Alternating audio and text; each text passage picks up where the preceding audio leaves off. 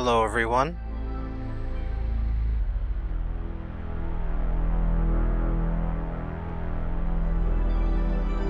This is Bob and Threadbare.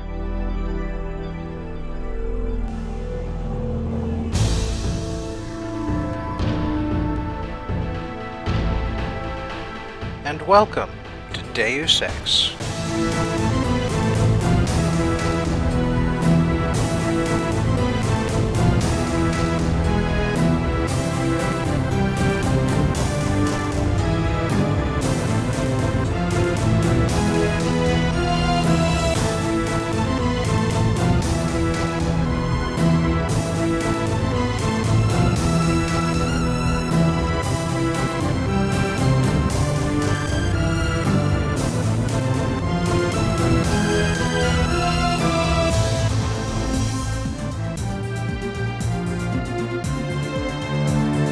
Deus Ex is one of the all-time classic games, and a personal favorite of mine. But you know one problem that Deus Ex has? It's not big enough. It touches on a whole mess of conspiracy theories, of politics, of philosophies, of future ideas of what may come. And ultimately it can only mention each thing in turn. There just isn't enough room in one CD worth of game to fit a full exploration of all of these ideas and still have a cohesive experience that someone can play. But that's what I'm going to fix. I'm going to go into depth about all the things that Deus Ex is about. And I hope you'll join me as we find out what this game really has in store.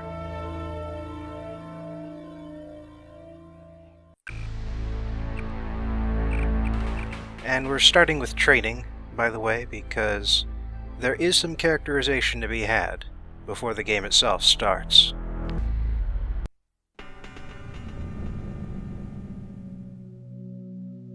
Looks like a half moon or so. I figured you'd be sick of drills by now. Hopefully our training exercises will be more interesting than what they've had you doing at the academy. Open the door by clicking the right mouse button. The right button uses items in the world. Which means you can also throw plants around like that. Did you know that there's a base on the moon? It never comes up. The key on the desk opens encryption-based nanotech locks. When you pick it up, it will automatically be added to your keyring. Use the keyring to unlock the door and proceed to the next area. You can also turn on desk lamps. The other nice thing about going through the tutorial is I don't have to explain any of what's going on here myself. You're going to get a lot of equipment during these exercises. Press F1 at any time to access the inventory screen, which will let you add and remove items from the tool belt. Press F2 to view your current goals and any notes you may decide to take. On a typical mission, a UNATCO agent's objectives are logged electronically so that he can stay on task at all times. Now pick up a weapon and try to break open those crates. One of them's indestructible, but the others contain things you might find useful. Hey, Jaime. How the hell did you get in there? There's no door. Oh well. Let's take a look at these weapons here. We got the knife. Base damage is 5, but it takes up 1 slot. Crowbar is 6, but it takes up 2. Never mind the weight, the weight is not important. Now pick up the lockpick and use it to open the door. Lockpicking takes time and expends the self-assembling resources of modern lockpicks. Just be patient and remember your training. At higher skill levels, you won't need as much time or lockpick resources to pick a lock. Doors have 2 strength values. The door strength tells you how much damage a door takes before being destroyed. The lock strength tells you how many lockpicks will be required to pick the lock. Some doors have an infinite strength and an infinite lock strength. That means you have to find a key. The code to the door has been stored in that data cube.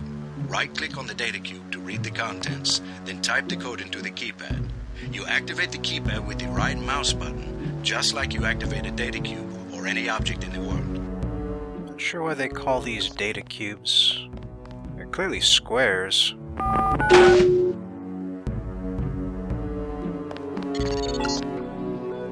Use the disposable multi-tools on the table to hack the keypad up ahead. A multi-tool's resources are finite. When a tool is depleted, it becomes useless. The manual describes other uses for the multi-tool. At higher skill levels, you'll need less time and multi-tool resources to hack a given device. Another nice thing about multi-tools and lockpicks is that they only take up 1 square each, until you've got up to 20 uses.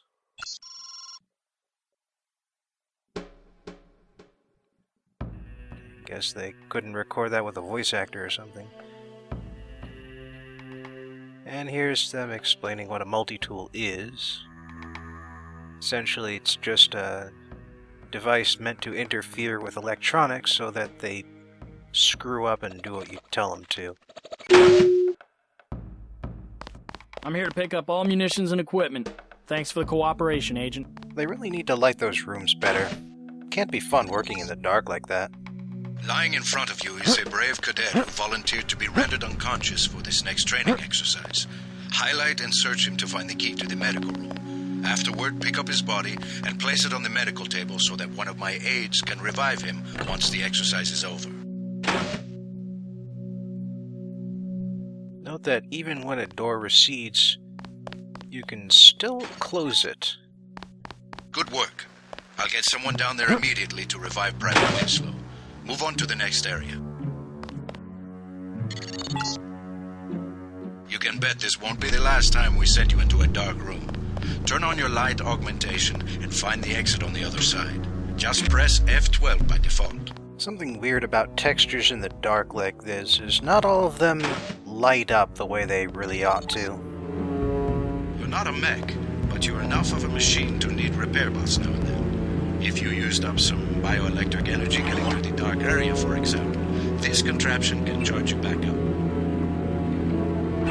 But only once every 60 seconds.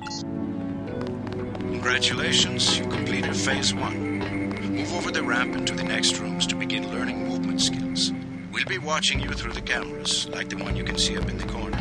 In the field, remember that terrorists sometimes use cameras like this in their security grids to set off alarms and alert guards to your location. Jump across the platforms. You'll have to crouch to get under those pipes. If you fall, use the stairs to begin again. I totally did that on purpose to show that off. Sure.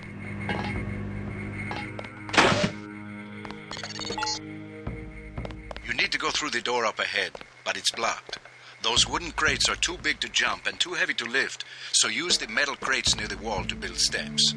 To pick up a crate, walk up to it so that it highlights, then click the right mouse button. To drop something you're holding, you can press the tab key by default. You know, it's funny, eventually the big metal crate, I'll get a strength aug and I can lift that, but still can't lift the wooden crates the same size. Now, go up the ladder at the other end of the room. By default, you look up and use the arrow keys to climb. Pretty simple.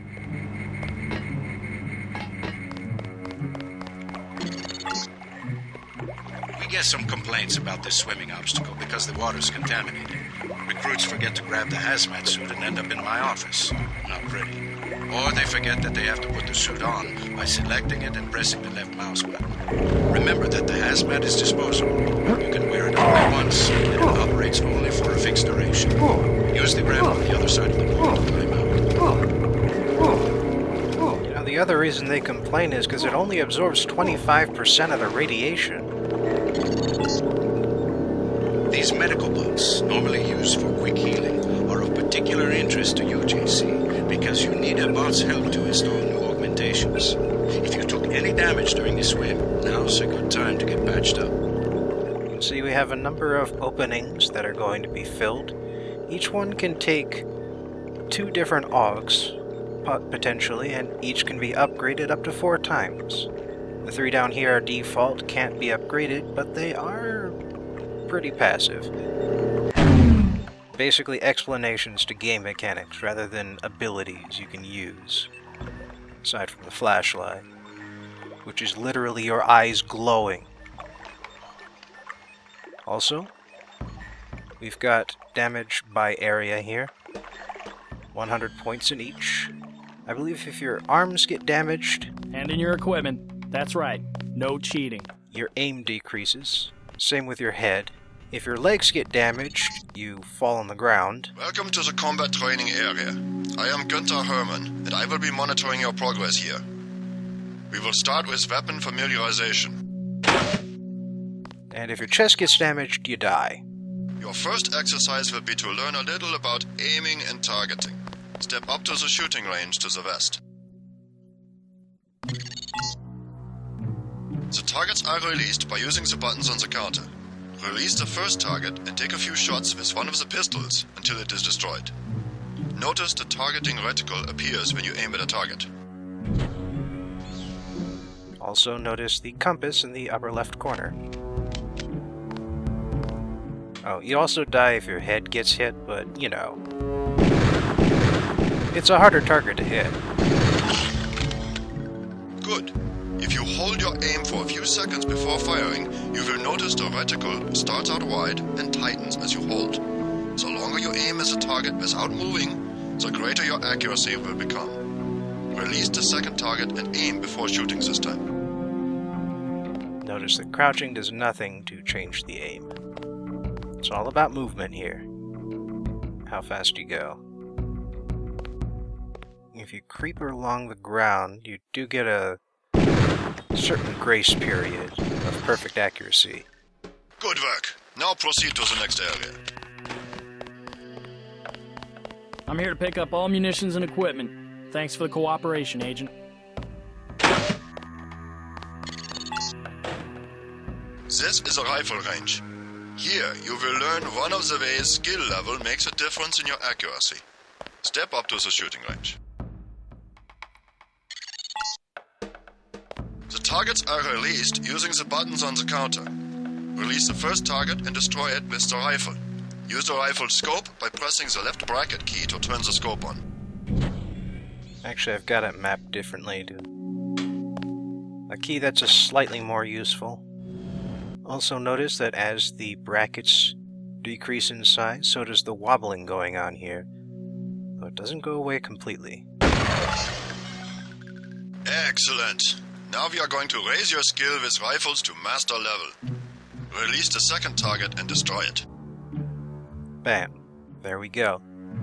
Now, we've got perfect accuracy with this sniper rifle, and no wobble whatsoever.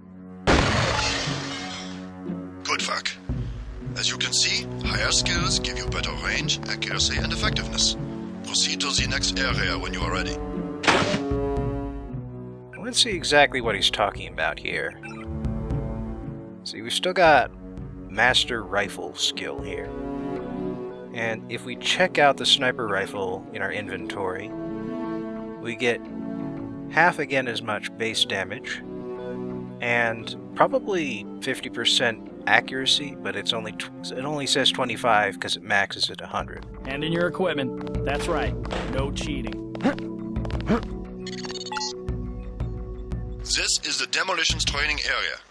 First you will learn to use the lamp as a proximity mine. Approach the bay window and you will see a lamp placed on the target board on the black and red wall. Press the first button next to the window and a security bot will be released. Watch as he nears the lamp. Lamps placed on the walls are proximity triggered. In other words, they become mines, but only when you hold them against a wall. This time you will place your own lamp. Take a lamp from the munitions bay and proceed to the red and black wall below.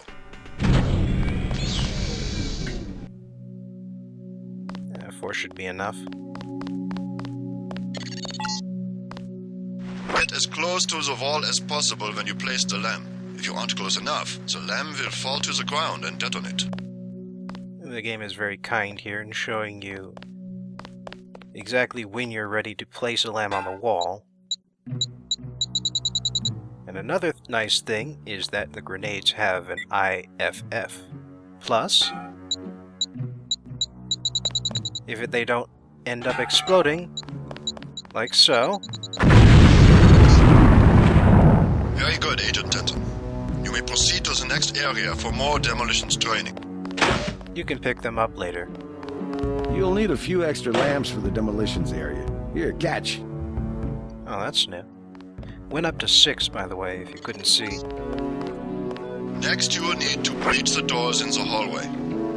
Throw a lamp down to the end of the hall.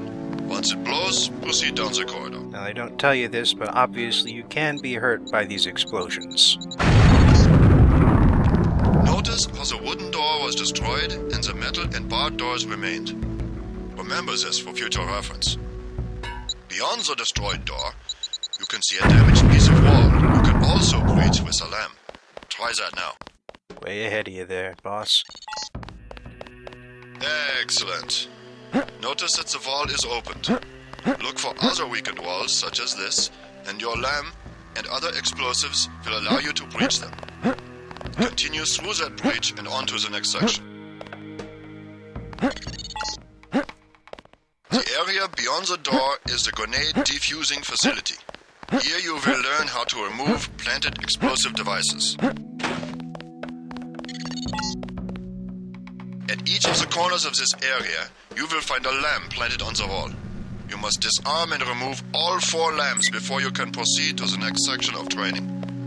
You will need to move up to the lamp quickly and to defuse it by right-clicking. A second right-click will remove the lamp from the wall.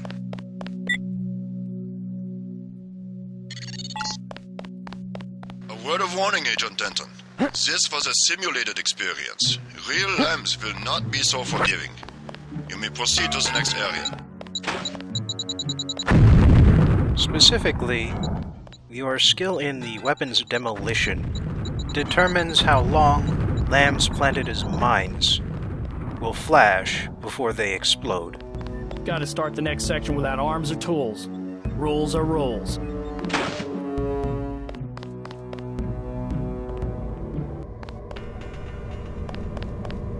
What's this? Ah, the covert range.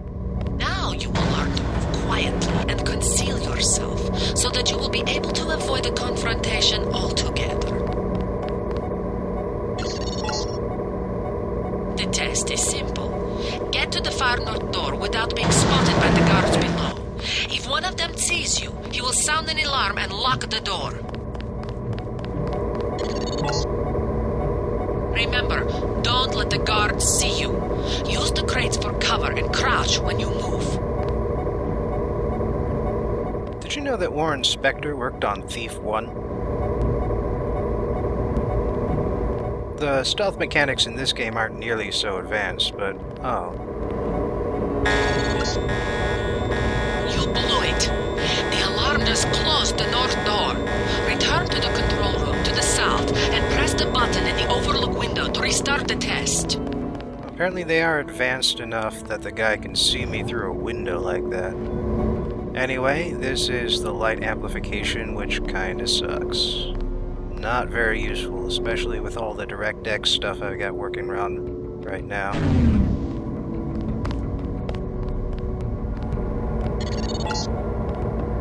Always remember I saw 4 somebody. basic tactics to avoid detection.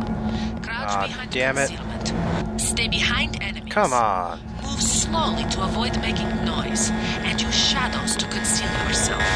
Be alert to every possibility. You're supposed to be distracted by these stupid little flasks. The guards can be distracted. Pick up and throw an object near them, and they will go investigate the noise. Bottles, plants, flasks, many things will work. This time, don't let the guards see you.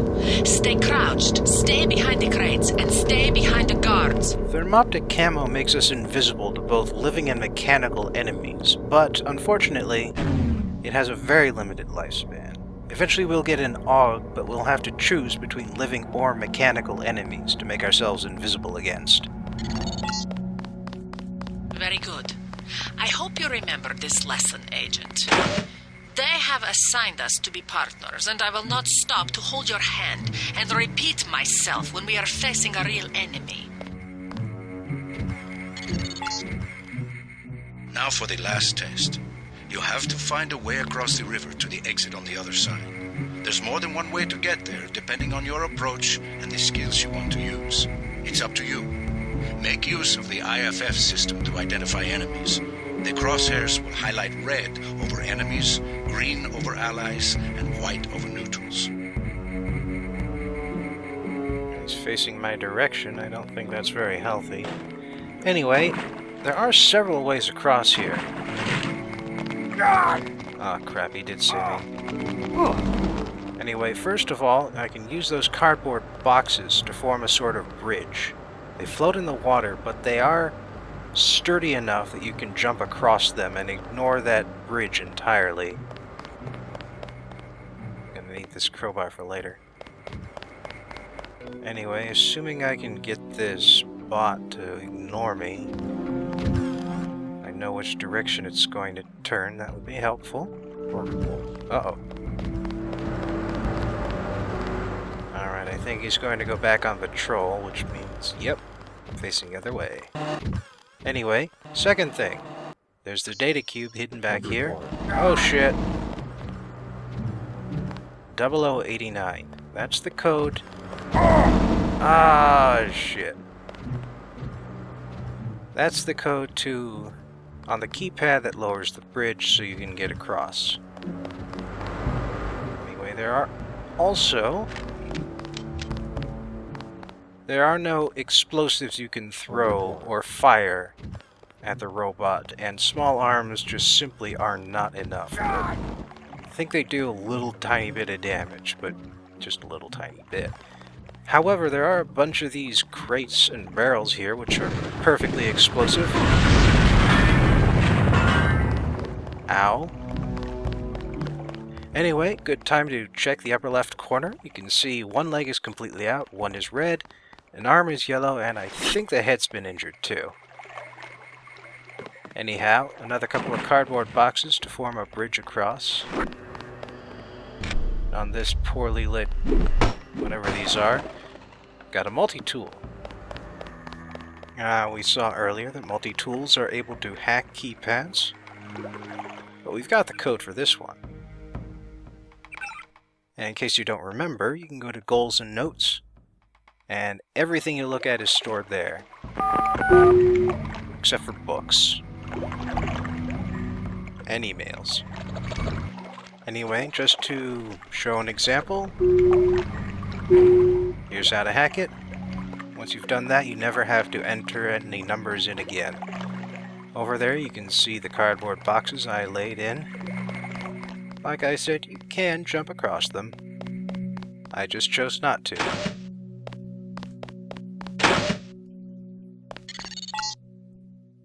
Step up to each hologram for more info. When you're through, go out the opposite door. A deployment of UNATCO troopers is the central component of all UN peacekeeping occupations. The NSF, the biggest terrorist threat in the US. This national militia group thinks it is fighting the Second American Revolution. Hey, what's this? See, the textures don't match up here. And over here we've got this brick. It's pushed out a little bit, and... well, what do you know? Step over to the communicator. There's someone who wants to talk to you. Manderley likes to hear which agents find this area. They're usually the ones who take terrorists by surprise in the field. Your brother Paul, for instance. All right, carry on. Don't let it go to your head. Well, that was interesting. There's also a button on the inside there to close it again. An inexpensive security bot, a favorite of third world countries and corporate security divisions. Not so mobile, but don't be fooled. We've lost plenty of agents to its well-armored assault gun. Like other bots, it's difficult to damage with ordinary bullets. This Page Industries walking turret, marketed to governments worldwide, is the workhorse of most national military forces. Due to the heavy armor, they take little damage from ordinary bullets. If you come up against a bot, you should use an EMP grenade, scrambler grenade, or some kind of explosive. By the way, scramblers wear off. You should really use an EMP. This is the old augmentation technology, hopefully about to be phased out. Notice the reliance on electronics and servo mechanics, a maintenance nightmare. If I had 2 credits for every repair manual they've made me file in my office in the med lab...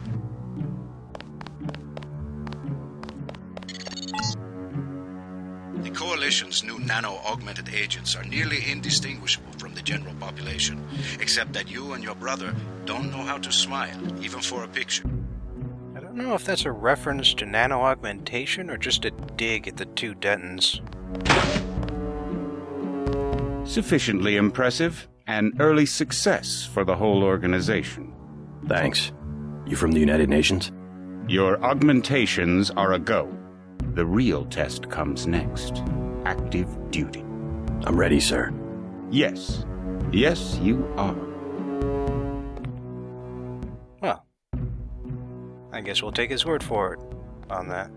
And, here. I have a plant. You look like you could use one. If you ask me, that haul of backstory wasn't nearly enough.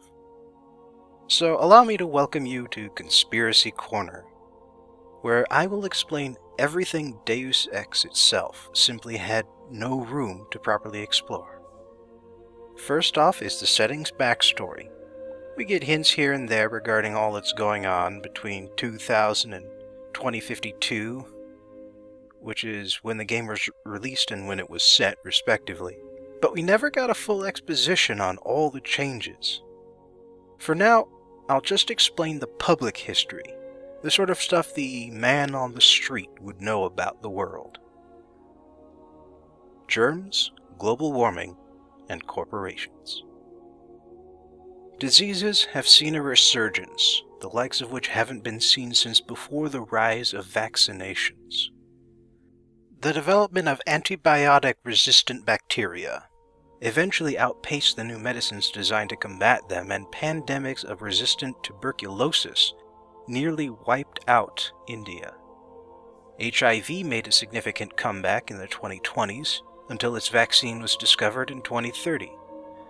And an expedition of scientists to the Arctic managed to accidentally unleash the 1918 flu upon the world once again. The combined influence of all these diseases has managed to curb the exponential growth of humanity, and now within the past decade a new disease called the Great Death has found its way into urban centers across the globe. Global warming has also been a growing issue, although it hasn't been as bad as certain forecasts expected. Nevertheless, most cities built along the ocean have dropped below sea level, at least in part, forcing those municipalities who could still afford it to build pump systems to keep the land dry, much like New Orleans today, although that city's below sea level because it was built on a swamp. In the wake of these massive troubles, governments around the world have weakened, ceding their power to multinational corporations who care for their bottom line and very little else. The middle class has vanished, and urbanization has reversed. Those who remain in the cities are either too poor to move out, as their homes decay around them, or else live in small, gated communities in the few skyscrapers the government and private businesses can afford to protect. Prominent among these corporations are VersaLife, a genetics lab instrumental in fighting off the worst plagues of the 2030s, and Page Industries, a tech company so ubiquitous their creations are virtually universal. Political instability. The United States, as we know it, has virtually disappeared. In 2030, the same year the HIV vaccine was released, a massive earthquake on the west coast annihilated San Francisco and sank Southern California from Lompoc to Los Angeles into the sea. Between the pandemics and dealing with this unparalleled disaster, the U.S. government fell into untenable debt, causing Utah to secede in 2031, followed by Texas, Washington, Oregon, Idaho, Montana, and Wyoming. Despite its financial situation, the U.S. won the Second Civil War against the Northwest secessionist forces. However, some militia groups never surrendered, and the now National Secessionist Force remains a domestic terrorist threat to the present day. Regardless, the era of the American superpower is now over. Central and South America have remained largely the same over the decades. That's not to say their governments have remained stable, but the average number of coups and juntas has neither increased nor decreased, and to the citizens of these nations, little changes. The exception, however, would be that Mexico has fallen entirely under the sway of drug barons. In fact, the drug lords formed an alliance with Russia, which has become a patchwork of fiefdoms controlled by Russian mafia bosses. Thanks to Russian money and arms, Mexico has launched the Second Mexican-American War in an effort to reclaim Texas. That war is still in its early stages, and even now Mexico controls southern portions of the state. As a side note, Texas was at one point an intended mission site for Deus Ex. Africa has also seen little change, although its prospects are generally looking up. Chinese interest in the region has increased development, and several East African nations now have significant populations of Hong Kong expats who couldn't stomach the changes China made when they regained control of the city. The Middle East has seen a growth in Iranian hegemony thanks to America's domestic problems. In 2022, the Pan-Arabic League launched one final invasion against Israel and annexed it completely. In Europe, NATO fell apart when the US was forced to withdraw from the alliance. And although Eastern Europe has fallen back into civil wars and coups, Western Europe is kept together thanks to the European Union, particularly after the UK finally joined the Euro in 2003.